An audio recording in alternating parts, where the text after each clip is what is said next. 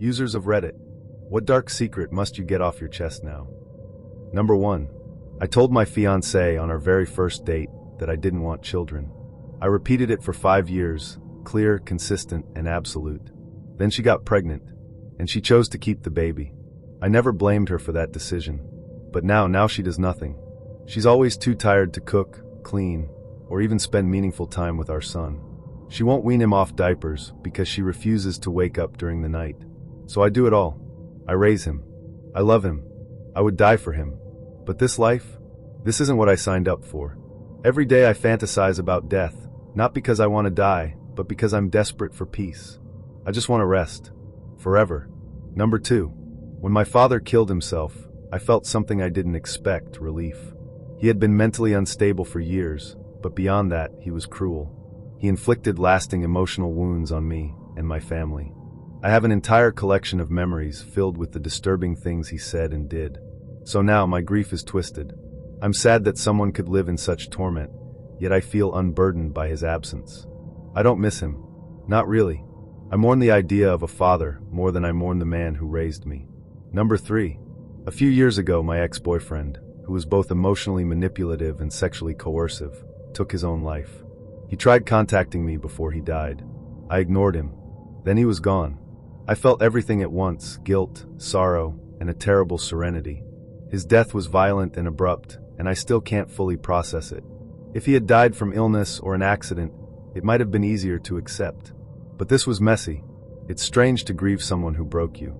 But I do. And I don't. It's both. Number 4. When I was 8, I went to a sleepover at a friend's house. Another boy, older, was there too. He told me to take off my clothes and lie on my friend. I kept saying no, but eventually I gave in. He told me it was something boys our age just did. I don't remember much after that.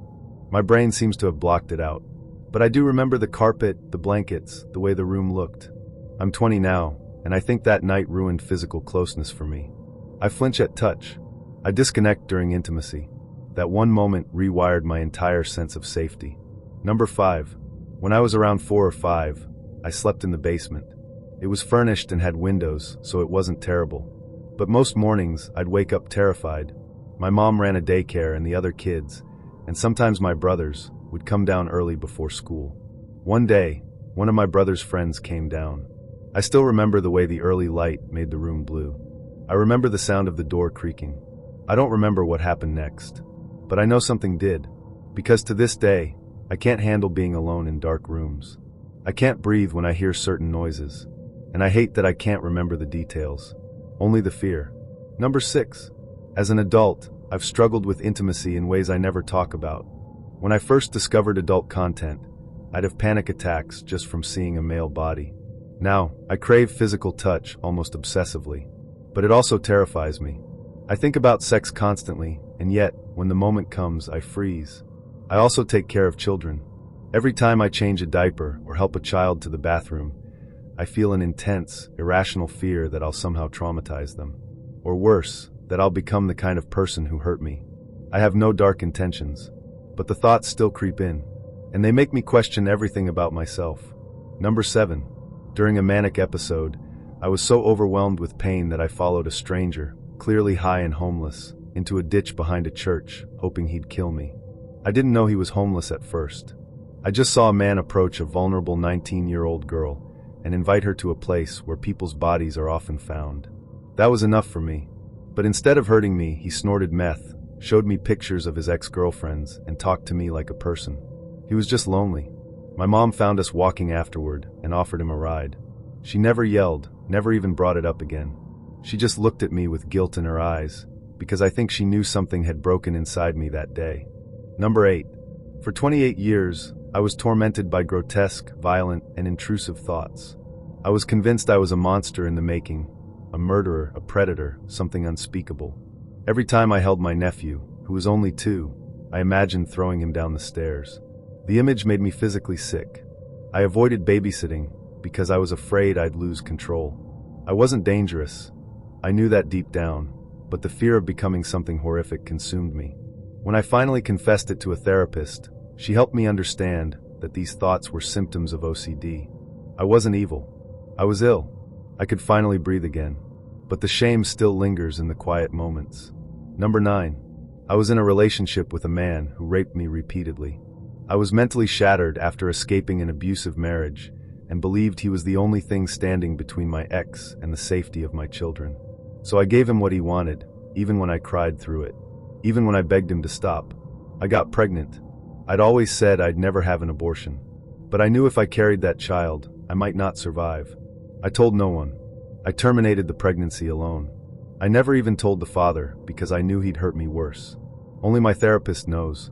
I still carry the weight of that decision, but I'm alive. And my kids are safe. Number 10. I want my brother and his fiancée to lose everything: custody of their kids, their home, their jobs, their dignity. They abused our elderly parents in every possible way, emotionally, financially, psychologically. I watched them manipulate and drain the people who gave us life. I don't care if it makes me a bad person. I want them to hurt. I want them to experience the complete collapse of their lives. I want them to feel like the air is too heavy to breathe, the way my parents do every day. And the most unsettling part, I don't feel guilty for wishing it. Number 11. My mom abuses my stepdad daily, physically, emotionally, and mentally. She slaps him, mocks him, belittles him in front of others. And he just takes it. Everyone laughs it off like it's normal. That's just how they are, they say. But I see the way he flinches when she raises her voice. I see the way he checks the room before speaking. I love him. I wish he'd leave her. I wish he'd find someone who brings him peace instead of bruises and dread. But he stays. And I keep quiet, because if I speak up, she'll turn on me too. Number 12. In college, my floor mates decided I needed to loosen up. They knew I'd had a traumatic sexual experience. They knew I didn't drink much.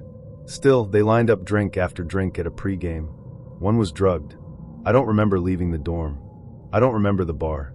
I do remember waking up naked, with a condom still on, and a girl sitting in my desk chair looking like she had just seen a ghost.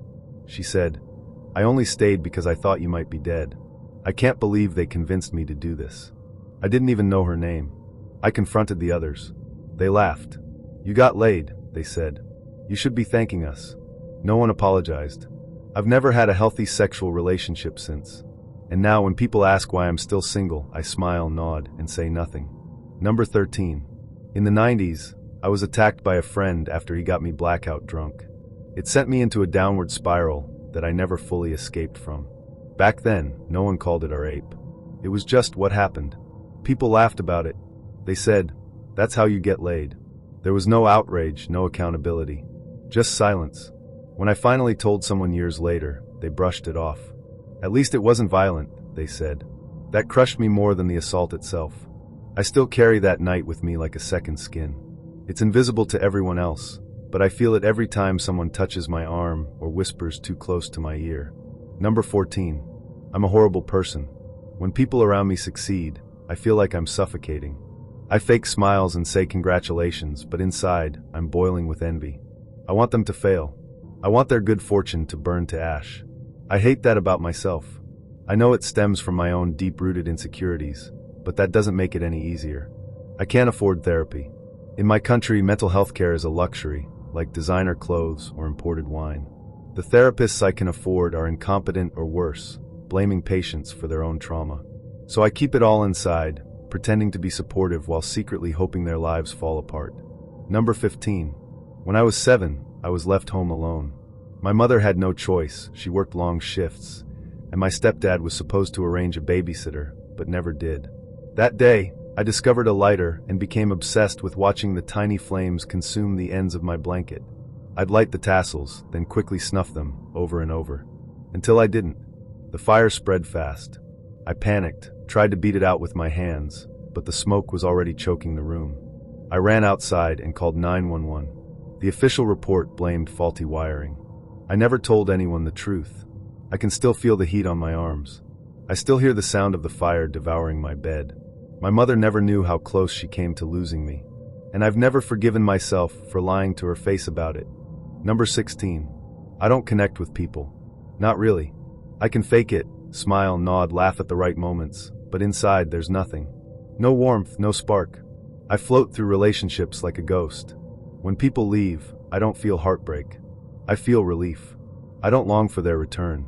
I just move on, finding new acquaintances to orbit. My girlfriend tries so hard. She invites me to play games, to cuddle, to talk. I always agree, but I never look forward to it. It's like I'm performing a role in a play I never auditioned for. I'm 18. I shouldn't feel this numb, but I do, and I don't know how to stop. Number 17. My mother killed herself, and I let her. I knew it was coming. I saw the signs, her sudden calmness, the way she cleaned the house like she was preparing it for someone else to take over. I did nothing. I told myself she'd bounce back like she always did, but deep down I knew. When the call came, I didn't cry. I just sat on the floor, staring at the wall, thinking, of course. I've tried to forgive myself. I tell myself it was her decision, but every time I look in the mirror, I wonder if I could have saved her by loving her just a little louder. Number 18. I killed someone. I didn't mean to. They broke into my home in the middle of the night. I grabbed my bat, thinking I'd scare them off. But they lunged. I swung. Their skull cracked like dry wood. They died before the ambulance arrived. The police called it self-defense. Legally, I was cleared, but I still scrubbed the blood off my floors myself. I still hear their last gurgling breath in my nightmares. I still see their eyes, wide, glassy, accusing. I didn't choose to be a killer, but that doesn't mean I'm not one. Number 19. My memory is disintegrating. I forget names, dates, promises. Even faces blur sometimes. I've set up alarms, reminders, sticky notes, apps, everything. And still I forget. People think I don't care, that I'm selfish or lazy or cold. But I care too much. Every time someone looks at me with disappointment, it rips a piece out of me. I've been diagnosed with ADHD, and the meds help, but not enough. I'm terrified that one day I'll forget something truly important, like where I am, or who someone is. I already feel like a stranger in my own life. Number 20. I live in constant paranoia. I'm always terrified that I've forgotten something important. A birthday, an appointment, a promise. I can't sleep. I check my calendar every hour. I reread texts 5 times, convinced I've missed some hidden obligation. I only have a few friends left, and I'm sure they're going to leave me soon. I've become so anxious that I over-apologize for everything. People think I'm dramatic, but they don't know what it's like to lie awake, heart pounding, because you can't remember if you locked the door or told someone you loved them before they walked away. Number 21. Since 2018, I've been killing myself slowly with alcohol. It started after I was drugged and assaulted by multiple people. I didn't tell anyone. I just started drinking. At first, it was to sleep, then to function, then to forget. I entered an abusive relationship, and the drinking got worse. Some nights I downed 18 beers just to feel numb enough to pass out. My friends never knew. My family never guessed. I was slowly dying in silence. But now, I've been sober for 19 days. I started therapy. I've been walking in the woods, breathing air without the taste of vodka on it. I'm trying to claw my way back. But some nights, I still dream I'm drowning in bottles. Number 22. LSD and magic mushrooms saved my life. I was a depressed, anxious, and suicidal wreck, and everything I tried just didn't work. SSRIs made me deadly sick, and therapy made me feel lost. I have never had any kind of serious childhood trauma, except my childhood best friend turning into a cold-blooded murderer, but even that I do not associate with my condition. I felt like I was done, nothing would help me get up from this absolute hell, and I really felt suicide was the only option I had left, and if it wasn't for my lovely parents, I would have gone through with it. That is, until I stumbled on a subreddit called r/microdosing. Basically, you take a subperceptual dose of a chosen psychedelic. For mushrooms, this would be 0.1-0.2 g, for which a normal trip dose is between 3-4 g. You do not have any visuals, and the effects are very hard to notice, but the psychedelics open your mind and gives you more control of your feelings. I managed to completely rewire my brain, and I just felt the depression and anxiety melt away. My happiness level just exploded. I feel extremely confident in every social interactions. I'm so much more creative than I've ever been, and my emotional intelligence is very high. I would recommend it to everyone, and not only for people like me. This could really benefit everyone in the entire world that doesn't have a serious mental condition. For those who hesitate, meditation is also a very good alternative which can grant some of the same effects, as in being more in touch with your inner conscious. It literally changed my view of the world, and I have no problem completely dismissing the negative thoughts and only focus on the negative. Edit. I'm stupid, I meant positive, haha. I also genuinely believe this is how the human mind is supposed to work. Number 23. From first grade to fourth grade, all of my classmates bullied me verbally and physically.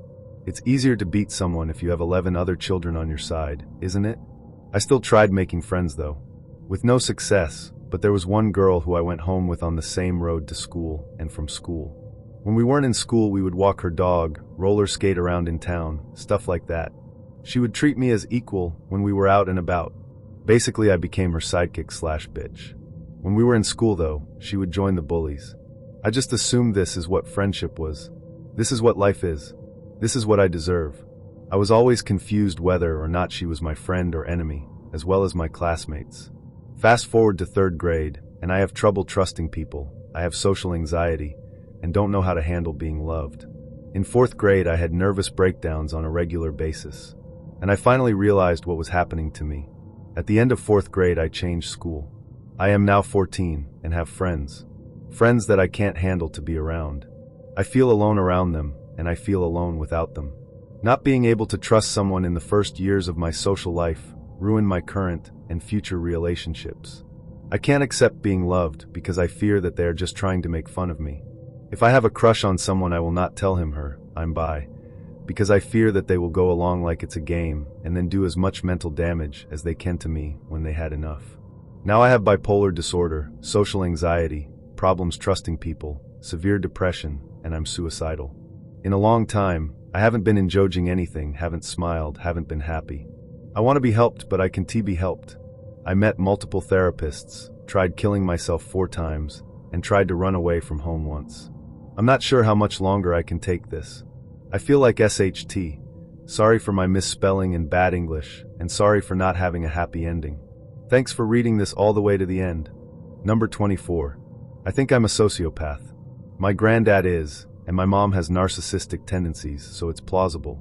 My mom has a really hard time relating to people and understanding pain, so growing up I heard a lot of stop feeling sorry for yourself and get up whenever I was hurt or cried. Don't get me wrong, I love my mom, and she did her best, but our relationship is more sister-like than motherly. Anyway, I honestly just don't care how people feel. The only thing that genuinely gets to me is when people don't like me. I have this incessant need to be liked by everyone all the time. I'm very empathetic, but it's just like a trained reaction. It feels fake. I understand how something makes someone feel, why they're hurting, and how I can help them, but I feel like Data from Star Trek training my software to be more humane. Do I actually genuinely care about anyone but myself? I don't know, and that scares me. Number 25. I want to get money without working. Like I really want to just spend every day 24/7 on my computer doing whatever I want. I have a scholarship at a university, and they always say, do the things you want, you should work for what you want to be, follow your dreams, and things like that. But in fact, there are things that even if you really want, it will be impossible to get/do. I don't really talk about this because I know the answer. You need to work for the society, so then you can get the things you want from it. There is no option where you just get what you want without working, because to get it, you need someone to work for you, and they won't work for nothing. Everyone around me has a dream of working on something they like, and I'm here really just wanting to get home and watch or play what I want. Since I know the answer, I kinda gave up on being happy. Unless I kill myself, which is not a possibility, I cannot stop working. Story 26. I have an eating disorder. I don't even know what to label it as. It's not anorexia because I binge. It's not bulimia because I don't purge often. I live with my family, so it's hard to purge/workout/not eat. I'm not in danger of dying, I promise. My BMI is normal, and I'm 25 pounds away from being underweight. I lost 35 pounds in 1.5 years. I feel like I can't recover, because I'm not at my goal yet, and I'm not physically sick. I've been the overweight friend my entire life, and I'm so upset at my parents for letting me eat so much food when I was younger. I was so overweight. I always try to get the least expensive thing on the menu when we go out, because I feel like it's wasting money when I eat. It's mostly the mentality that's the disorder, and it's sick to think I want to be anorexic the right way, but it's true. Story 27. So, I do have a few very close friends and family who know about this. That includes my therapist. I'll start by saying that I'm a recovering addict with some pretty severe mental health issues. I used all sorts of drugs and alcohol for 11 years, and I now have 2 years clean and attend NA meetings regularly. have a sponsor, and am working on turning my life around with much success. I have complex PTSD, repeated and or multiple traumas. As a result of the repeated traumas I've endured as well as the years of drug use, I have developed psychosis and obsessive-compulsive disorder. Now to the secret.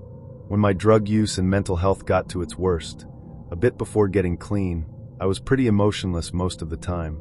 I was an extremely angry person, and I lacked a lot of empathy. I dealt with some behavioral issues that caused me to lash out at people and my environment in general. I didn't know what to do with all the rage, but I knew I didn't want to feel it.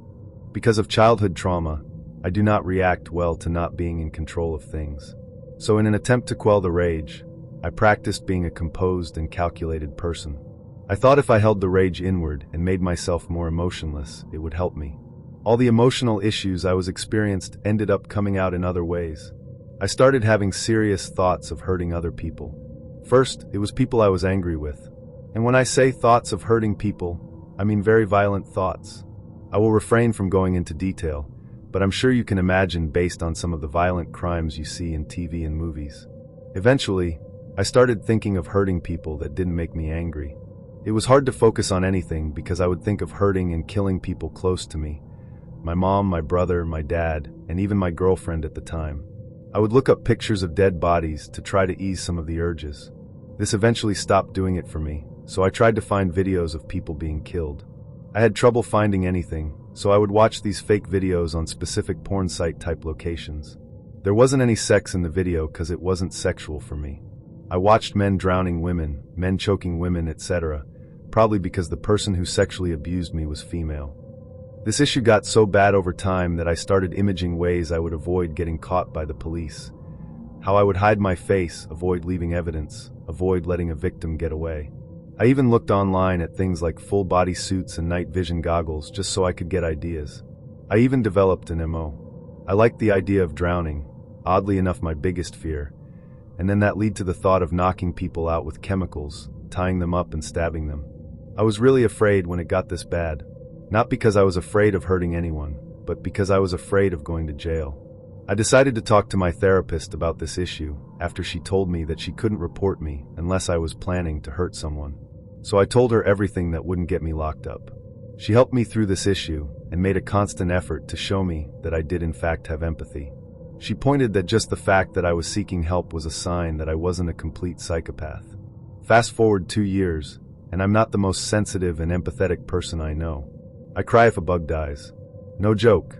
I have 2 happy and healthy cats that I spoil on a daily basis. I have a wonderful and vast support group that is there for me as I am for them. I'm closer with my family than I've ever been. I'm now working as a self-employed artist with my own online business. I'll admit, there will always be this pull towards those old behaviors because there was an addicting quality to them, but the urges are gone. The thoughts are not there anymore, and my empathy is too intense for me to ever be able to hurt anyone. I value human life and have a great love for other people. Words cannot express the gratitude I have for getting my life back and just being alive in general.